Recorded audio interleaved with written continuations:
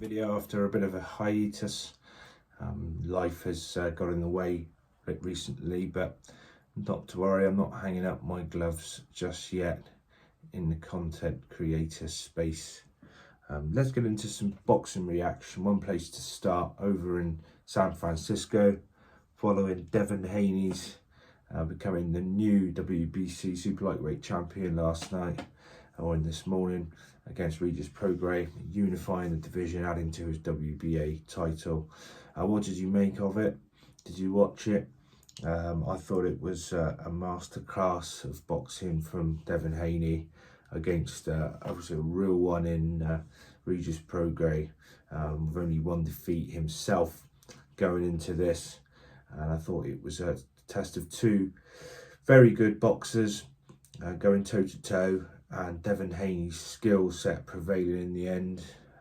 Regis Prograis, the aggressor, on the front foot early on. Devin Haney boxing beautifully behind his orthodox style jab, just sort of fizzing the jab out, and those 1-2 combinations, which works so well for him throughout the fight. He obviously put Prograis down early, I think in the round third, with that straight right, sort of feinted left, and then followed it through. And from there, I think he knew that he had the beating of him. He just boxed beautifully, brilliant footwork. Troubled or wobbled Prograis again in the middle rounds, and just demonstrated how good he really is. If his name wasn't already sort of up there as one of the sort of pound for pounders, I know he's Ring Magazine champion down at lightweight, which is usually where he campaigns at, but certainly now after that performance, I think his name is up there with the likes of Terence Crawford up at welter as one of the pound for pound greats. Who's beaten him? If anyone, I don't know. Obviously, he's beaten Lomachenko already. Is anyone going to beat him? 31-0 now. Remains to be seen. I probably think that there's no one I can think of that. Aside from the main event, Emily Bridges lost her belt at bantamweight against the Japanese lady Mayo Yoshida. It's a surprise. I didn't watch that live, but I saw the result this morning and was surprised to see that. Emily Bridges, I think she'd had a few pullouts in the build-up, opponent pullouts, and this lady drafted in at a quite short notice. And I did think when they went head-to-head in the build-up for the face-off, the Japanese lady who looked, Yoshida, she looked sort of really up for it, sort of stone-faced, staring down at Bridges, tall frame that she's got, and I thought, this girl looks really up for this. Some of the things that Bridges was saying in the build-up, you know, about sort of not having to box for money and this sort of thing, was just making me wonder about. I looked at the record of Yoshida, despite the fact that she's obviously really experienced. I looked at her record and I couldn't see sort of make a case for her winning that fight, but from bold accounts, she was fully deserved the victory. Bridges, maybe an off night. You know, she's been for the game, for the ladies' game. They've been on a good run since that defeat she had to Shannon Courtney a few years ago, and she'll be back, no doubt. I'm sure Dave Caldwell, who she's training with now, will get her back. She'll be back in action. Whether she rematches, I don't know if she's got a rematch option, but whichever way she goes, I'm sure if she does have the chance to rematch that and fight for a belt again, she will do. But from what I am hearing, she was well beaten. She was well beaten yesterday. So let's pick out a few more fights going back over the last few weeks. Obviously, Fury and Ngannou, people have had a lot to say about this one way back now. That was obviously at the end of October. The shock that Francis Ngannou took Tyson Fury the distance, and even, of course, managed to put him down in, I think, the second round.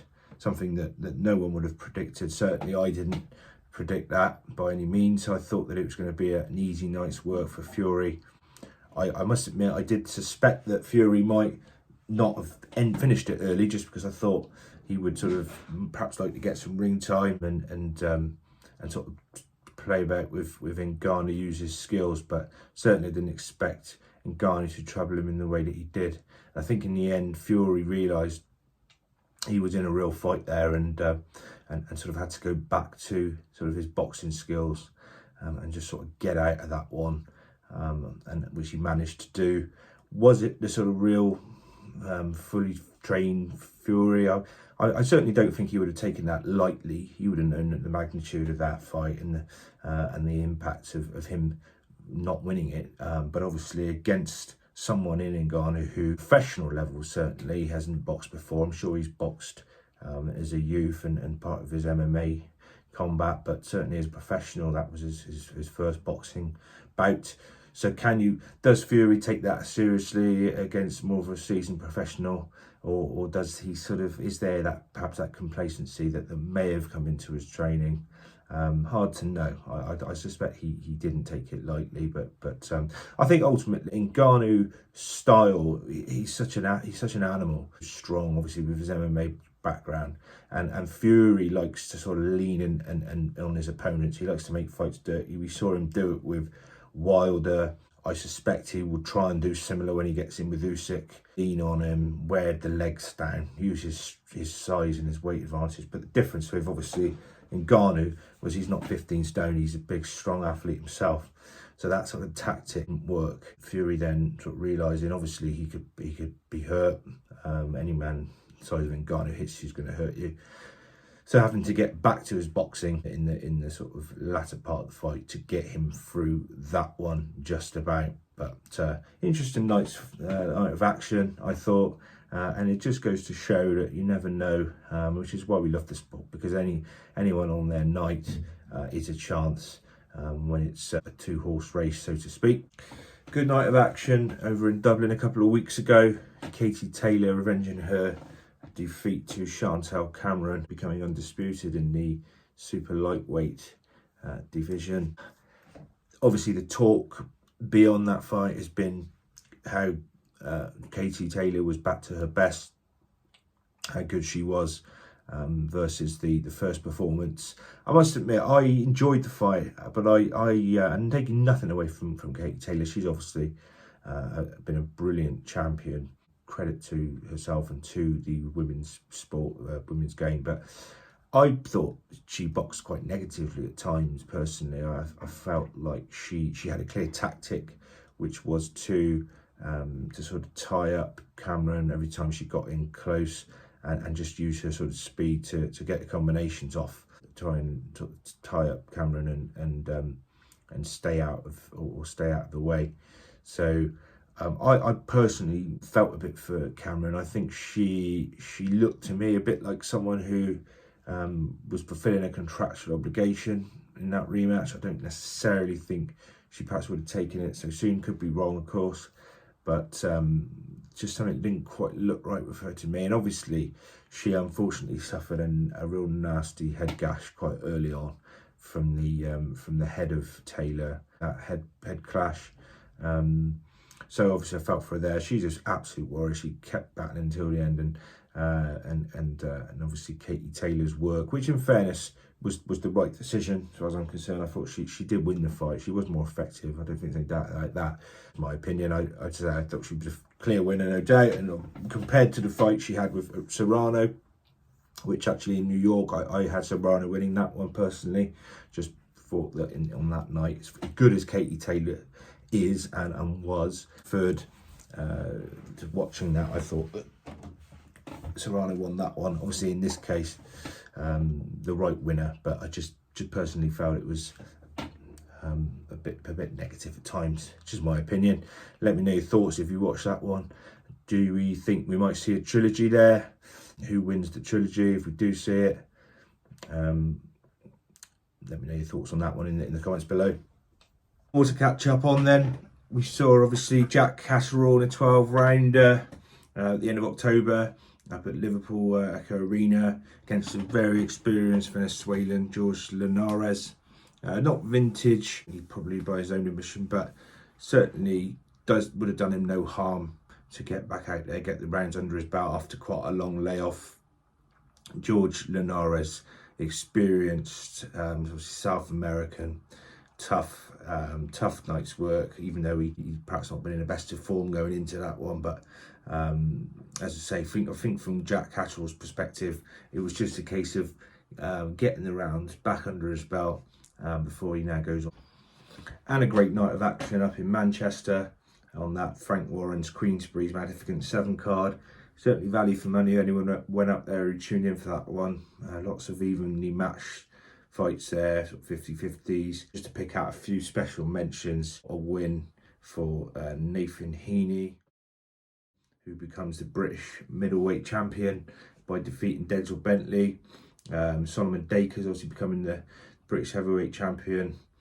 And down at featherweight, Nick Ball.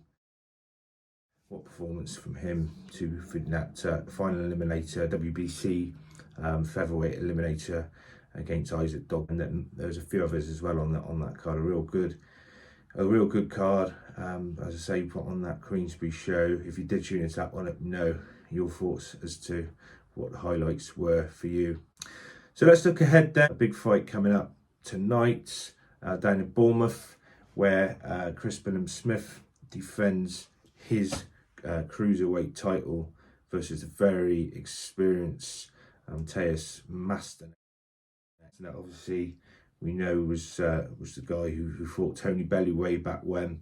Real sort of experienced, seasoned professional, tough. Hasn't been stopped, I don't think. So, going to be a tough night's work for Billam-Smith. I'm looking forward to seeing it. I know it's not the sort of rematch that we thought we might see with Okolie. I don't know quite what's happened there. Whether maybe Okolie is just sort of biding his time on that one. Why sort of we're seeing Billam-Smith defend against Masternak, but there we are. It's the fight we've got, and I think it will be a good fight. I think though that Billam-Smith will do good tonight and have too much for Masternak, especially in front of his home fans. I think he's proved his class against Okolie, and I don't think he'll want to sort of see that belt relinquished so early on, having worked so hard to get that. So I'm going to go for a Billam-Smith stoppage late, but assuming, of course, that he's sort of taking this fight seriously, which I'm sure he has, and had the opportunity to train. I think he might have had an injury in that last fight, so if he's had that time to recover and got himself right, I suspect he will, which I'm sure he has. I suspect he'll have too much for Masternak tonight. One thing I did notice actually was Masternak's not been that active in the last few years. He's only fought once, sort of, I think twice in the last couple of years, and I think that inactivity will tell. So of course the small matter coming up as well next week over in America, down at flyweight. Sonny Showtime Edwards, Jesse Bam Rodriguez bringing their respective world titles to the line in that unification, and both unbeaten. Promises to be a really intriguing fight, that one. Actually, I'm really looking forward to that. I can't call it. I'm going to abstain from calling that one. I think it's a real difficult one to call. Bam Rodriguez, obviously the southpaw, against Sonny Edwards, the orthodox fighter. So it's going to be a tricky night's work for Sonny Edwards if he's to come through that one, and full credit to him if he does go on to unify the division. He'll deserve all the credit. I think that he's someone that I love to hate at times. So I just find sometimes some of the things he comes out with, find him a bit of a struggle to sort of listen to, but can't take anything away from his what he does in the ring. He backs up his language in the ring with his skill. So you can only give him the credit, and I think that could be potentially one of the fights of the year contenders that we see next week. So looking forward to that. So some really good boxing to come. Obviously the heavyweight card at the end of the year in Riyadh as well, just before Christmas.